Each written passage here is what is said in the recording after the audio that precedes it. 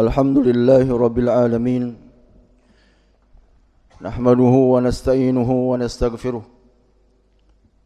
Wa na'udzu billahi min sururi anfusina wa sayyiati a'malina.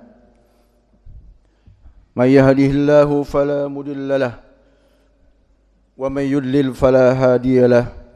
Asyhadu an la ilaha illallah wa asyhadu anna Muhammadan abduhu wa rasuluh. Allahumma salli wa sallim wa barik ala Muhammadin wa ala alihi wa sahbihi wa sallama tasliman katsira. Hadirin a'azani Allahu wa iyyakum. Khatib berwasiat untuk diri khatib dan untuk kita semua. Wasiat tentang ketakwaan. Wasiat yang menjadi kewajiban bagi setiap khatib untuk disampaikan di mimbar-mimbar Jumatnya. Wasiat tersebut adalah bertakwalah kepada Allah Subhanahu wa taala dengan sebenar-benar ketakwaan. Kami ulangi, bertakwalah kepada Allah Subhanahu wa taala dengan sebenar-benar ketakwaan. Penuhi sisa umur kita yang entah tinggal berapa lama ini dengan ketakwaan yang maksimal sebelum datang kematian di antara kita. Allah telah memerintahkan kita untuk selalu bertakwa di banyak ayat di dalam Al-Quran. Allah katakan, ya ayyuhallazina amanu taqullaha haqqa tuqatih wa la tamutunna illa wa antum muslimun. Allah juga katakan, ya ayyuhan nasu taqu rabbakumul ladzi khalaqakum min nafsin wahidah wa khalaqa minha zawjaha wa bassa minhuma rijalan katsiran wa nisaa'a wattaqullaha allazi tasaaluna bihi wal arham innallaha kana 'alaikum raqiba. Allah juga katakan, ya ayyuhallazina amanu taqullaha wa qulu qawlan sadida yuslih lakum a'malakum wa yaghfir lakum dzunubakum wa may yuti'illaha wa rasulahu faqad faza fawzan azima. Amma ba'd, fa inna asdaqal hadits kitabullah wa khairal hadi hadi Muhammadin sallallahu alaihi wasallam. Ikhwani azani Allahu wa iyyakum. Di zaman kita saat ini sering kita dapati betapa banyak orang-orang yang membicarakan keadaan saudaranya di banyak tempat, di majlis-majlis tempat berkumpulnya manusia, di media-media sosial dan yang semisalnya, bahkan di masjid-masjid, di rumah-rumah Allah. Pembicaraan tentang narasi ghibah, bahkan fitnah, narasi tuduhan yang belum tervalidasi kebenarannya. Fudail bin Iyad rahimahullah mengatakan, wallahi ma yahillu laka an tu'ziya kalba wala hinziran bighairi haq fa kaifa tu'zi muslima. Demi Allah, kata beliau, tidak halal bagimu untuk menyakiti seekor anjing dan seekor babi tanpa alasan yang benar. Fa kaifa tu'zi muslima. Lalu bagaimana bisa engkau menyakiti seorang muslim? Jika menyakiti hewan yang hina saja tidak dibolehkan tanpa alasan yang sah, maka menyakiti manusia, apalagi seorang muslim, tentu tidak dibenarkan sama sekali. Ikhwani azanillahu wa iyyakum. Maka hendaklah kaum muslimin tidak mudah percaya ketika menerima berita keburukan saudaranya sesama muslim, apalagi jika berita tersebut datang dari orang yang fasik. Karena tidak sedikit manusia yang berdusta disebabkan oleh hatinya yang hasad. Orang-orang fasik adalah orang-orang yang hatinya dipenuhi rasa dengki. Hadirin, Syekh Shalih Fauzan hafizallahu, beliau berkata di dalam Syarah Fathul Majid, kata beliau, pada hari ini kedustaan banyak menyebar di tengah-tengah manusia. Ketika ada orang yang menginginkan keburukan pada diri seseorang, maka dia tinggal menuduhkannya ke orang tersebut. Di zaman ini hadirin, tuduhan itu tidak hanya diarahkan kepada masyarakat umum, tidak hanya kepada tokoh politik saja, tapi juga dituduhkan kepada para asatiz, para juru dakwah dan para ulama.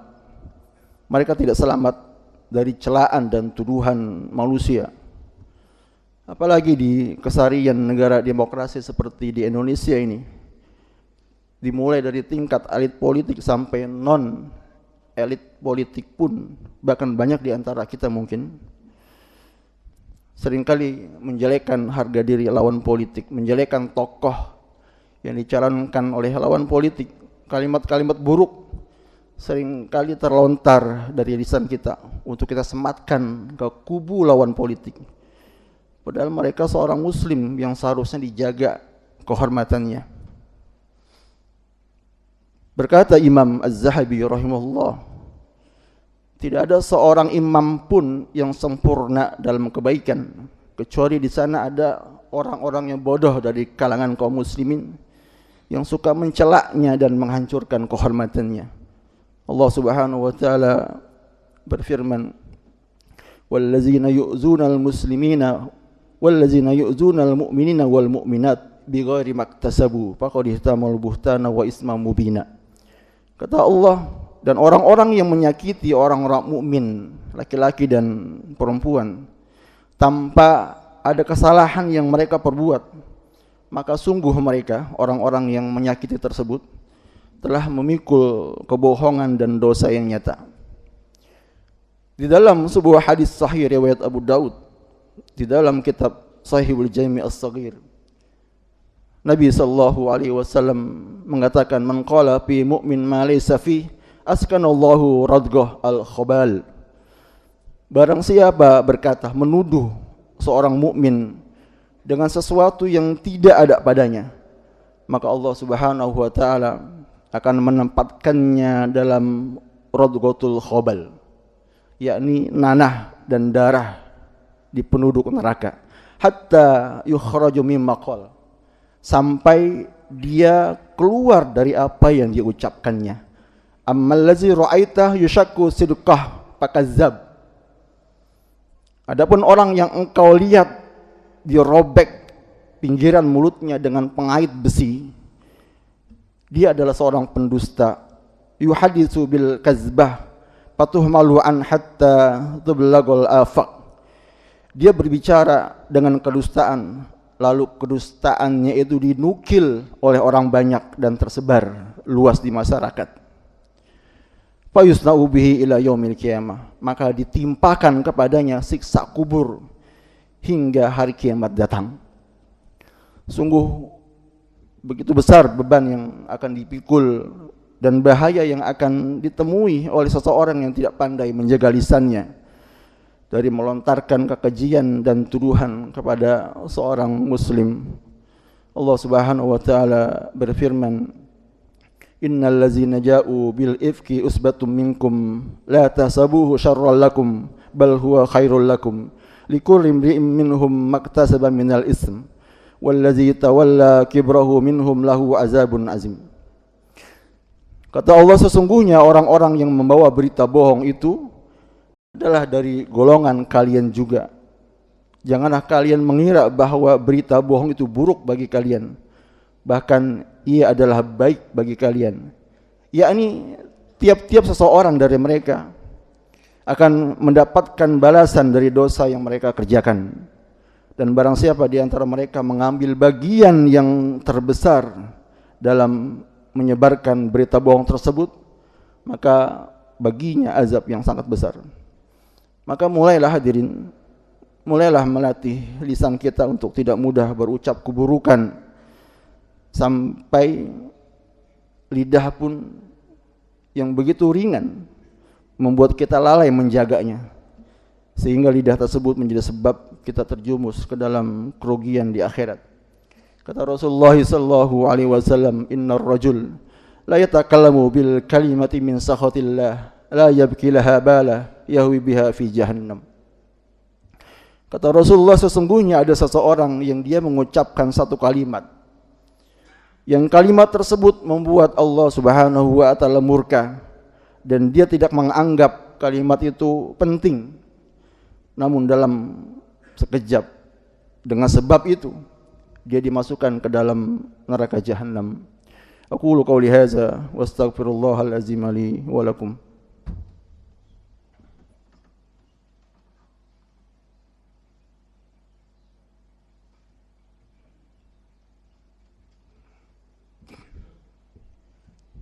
Alhamdulillah alladzi khalaqas samawati wal ard wa ja'ala az-zulumati wan nur thumma allazina kafaru bi rabbihim ya'dilun.